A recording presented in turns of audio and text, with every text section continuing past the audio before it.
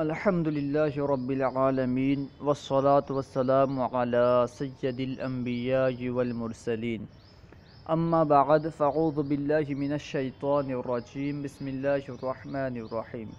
پڑھیے الصلاة والسلام علیک یا رسول اللہ وعلی آلک واصحابک یا حبیب اللہ۔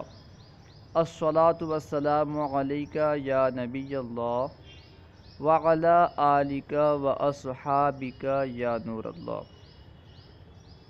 آج ہم علم نحو کے چند اصول پڑھیں گے۔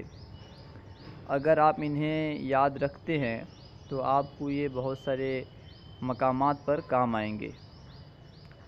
تو آپ سے عرض ہے کہ آپ اگر ہمارے چینل فیضان درس نظامی کو سبسکرائب نہیں کیے ہیں تو پہلے انہیں سبسکرائب کر دیں تاکہ ہمارے آنے والے ویڈیوز سے آپ مطلع ہو سکیں اور فائدہ اٹھا سکیں۔ الاصول فی النحو، علم نحو کے اصول، علم نحو میں جو اصول ہے وہ یہاں بیان ہوں گے۔ الاصل فی الاسم الاعراب، اسم میں اصل اعراب ہے، یعنی اسم میں اصل یہ ہے کہ وہ معرب ہو۔ اسم مبنی تو کسی عارض کی وجہ سے ہوتا ہے، یعنی مبنی الاصل سے مشابہت کی وجہ سے اسم مبنی ہوتا ہے، لیکن اسم میں اصل کیا ہے؟ معرب ہونا۔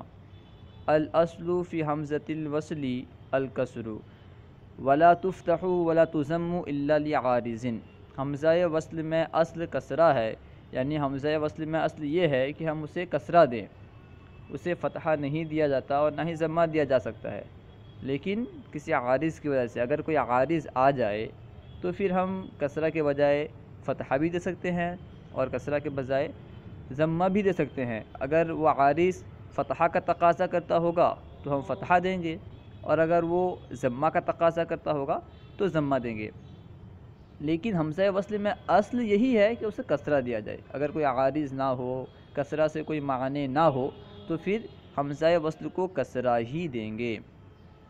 الاصل فی النفی وفی الاستفہام ان یکون متوجہین الی اوصاف الذوات لا الی الذوات انفسها لأن الذوات تقل ان یکون مجہولۃ۔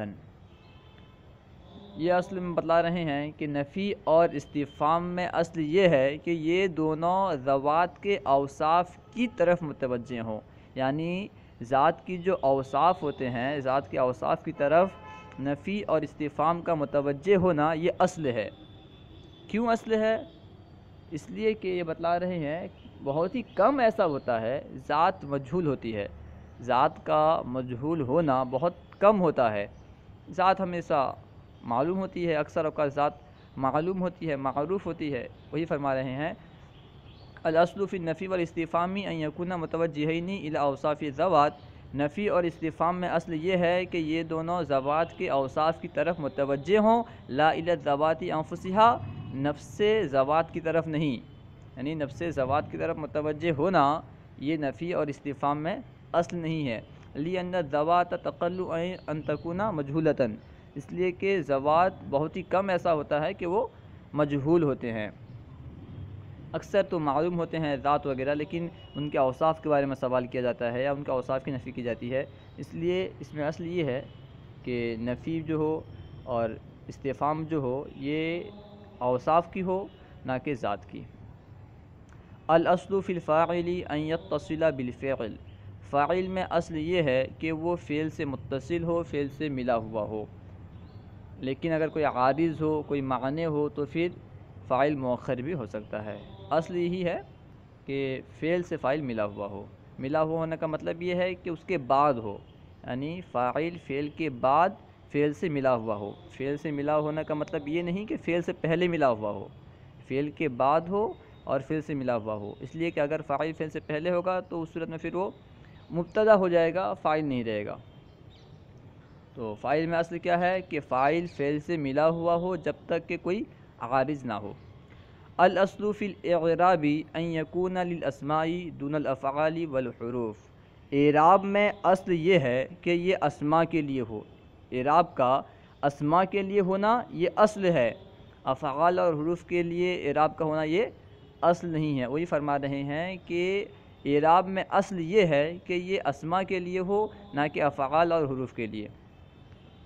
الاصل فی الزیادتی حروف المد واللین وہی الواو والیاء والالف، اور زیادت میں اصل یہ ہے کہ حروف مدہ اور حروف لین ہوں، یعنی اگر ہمیں کہیں پہ حرف کو زیادہ کرنا ہے، کسی حرف کو بڑھانا ہے، تو اصل یہی ہے کہ حروف مدہ اور حروف لین میں سے کسی حرف سے بڑھائیں، کوئی حرف لے کر کے بڑھائیں، کیونکہ یہ اصل ہے، یعنی زیادت میں اصل حروف مدہ اور حروف لین کا زائد ہونا ہے، اور وہ ہیں کیا؟ اور وہ جو حروف مدہ ہیں اور حروف لین ہیں، یہ دونوں کیا ہیں؟ واو یا الف، ان دونوں کو ملا کر کے دونوں کا مجموعہ واو یا الف۔ الاصل فی کل مناد ان یکون منصوبا لأنه مفعول الا انه عارض فی المفرد المعرفتی ما یوجب بناءه فبقى ما سواه علی الاصل۔ ہر منادہ میں اصل یہ ہے کہ وہ منصوب ہو، ہر منادہ میں اصل یہ ہے کہ یہ منصوب ہو۔ کیوں منصوب ہو؟ اس لیے کہ یہ مفعول ہوتا ہے۔ آپ پڑھے ہوں گے کہ یا جو ہے یہ فعل کے قائم مقام ہوتا ہے، یعنی جو حرف ندا ہیں یہ ادعو فعل کے قائم مقام ہوتے ہیں، اس وجہ سے منادہ میں اصل یہ ہے کہ وہ منصوب ہو، کیونکہ مفعول منصوب ہوتا ہے۔ یہ فرما رہے ہیں کہ منادہ میں اصل یہ ہے کہ وہ منصوب ہو۔ کیوں منصوب ہو؟ اس لیے کہ یہ مفعول ہے۔ ہاں، مگر یہ بات ہے کہ مفرد معرفہ میں ایک ایسی چیز عارض ہوئی ہے جو اس کے بنا کو، یعنی اس کے مبنی ہونے کو ثابت کرتی ہے۔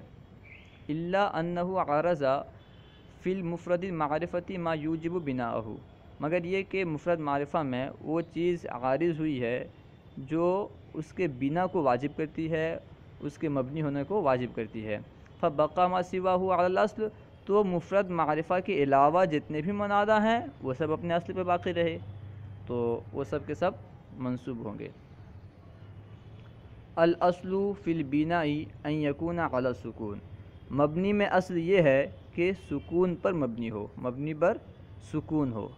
مبنی میں اصل مبنی بر سکون ہونا ہے، کہیں پہ ضمہ آتا ہے، مبنی بر ضم، مبنی بر فتح، یہ کسی عارض کی وجہ سے ہوتے ہیں، لیکن مبنی میں اصل یہی ہے کہ مبنی بر سکون ہو۔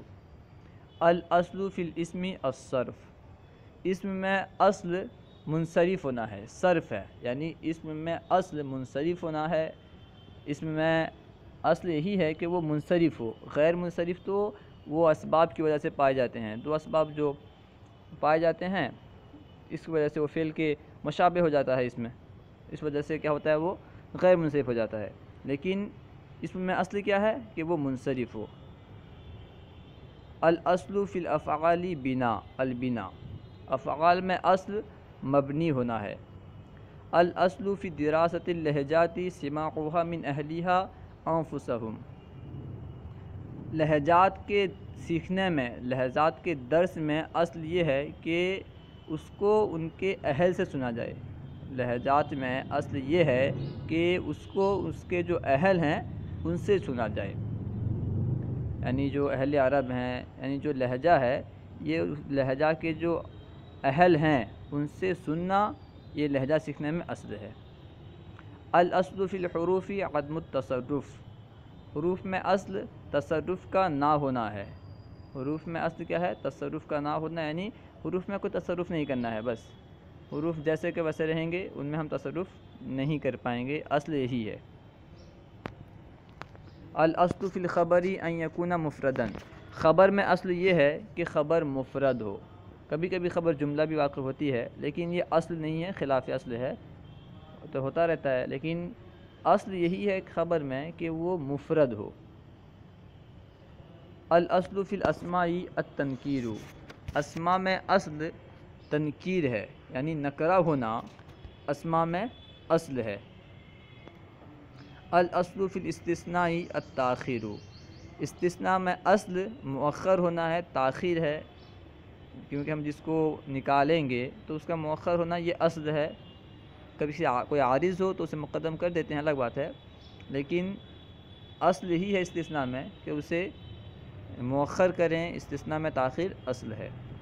الاصل فی المفعول المطلق ان یکون مصدرا، مفعول مطلق میں اصل یہ ہے کہ یہ مصدر ہو، کیونکہ مفعول مطلق کی تعریف میں بھی یہی کی جاتی ہے کہ ما قبل فعل کا ہم معنی مصدر، اس طرح تعریف کی جاتی ہے۔